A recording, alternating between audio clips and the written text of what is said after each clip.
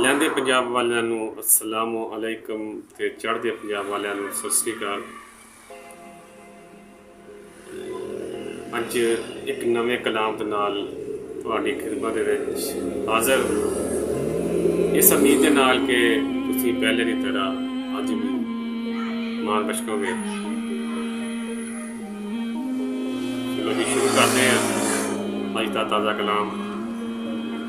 ਜਿਸ ਕੋਠੇ ਦਾ ਨਰਮ ਸ਼ਤੀਰ ਹੋਵੇ, ਜਿਸ ਕੋਠੇ ਦਾ ਨਰਮ ਸ਼ਤੀਰ ਹੋਵੇ, ਉਹਦੇ ਵਿੱਚ ਕਦੇ ਵੀ ਵਸੀਏ ਨਾ।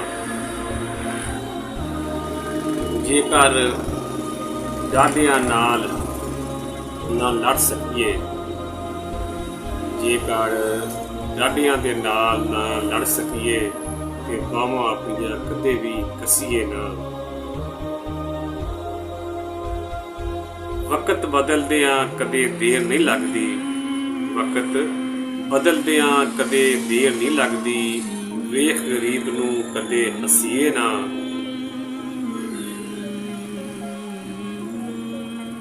ਬਹਿਸ ਨਾ ਕਰੀਏ ਕਦੀ ਪਾਗਲਾਂ ਨਾਲ, ਬਹਿਸ ਨਾ ਕਰੀਏ ਕਦੀ ਪਾਗਲਾਂ ਨਾਲ।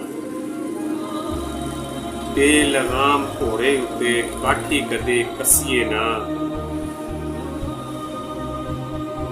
ਬੇਨਸਲਿਆਂ ਤੋਂ ਰਹੀਏ ਹਮੇਸ਼ਾ ਬਚ ਕੇ,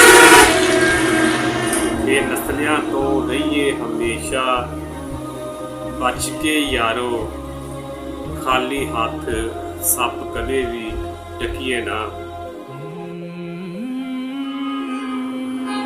ਭਾਵੇਂ ਉਹ ਜੰਨਤ ਦੀ ਹੂਰ ਹੀ ਕਿਉਂ ਨਾ ਹੋਵੇ, ਭਾਵੇਂ ਉਹ ਜੰਨਤ ਦੀ ਹੂਰ ਹੀ ਕਿਉਂ ਨਾ ਹੋਵੇ, ਤੇ ਰਾਹ ਜਾਂਦੀ ਰੰਨ ਨੂੰ ਕਦੇ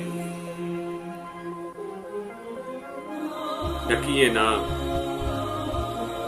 ਤੇ ਰਾਹ ਜਾਂਦੀ ਰੰਨ ਨੂੰ ਤੇ ਨਾਲ ਕਦੀ ਫਸੀਏ ਨਾ। ਭਾਵੇਂ ਕਿੰਨਾ ਵੀ ਪਿਆਰ ਹੋਵੇ ਇਹ ਗੱਲ ਯਾਦ ਰੱਖੀ ਰਾਸ਼ਦ, ਭਾਵੇਂ ਕਿੰਨਾ ਵੀ ਪਿਆਰ ਹੋਵੇ ਇਹ ਗੱਲ ਯਾਦ ਰੱਖੀ ਰਾਸ਼ਦ।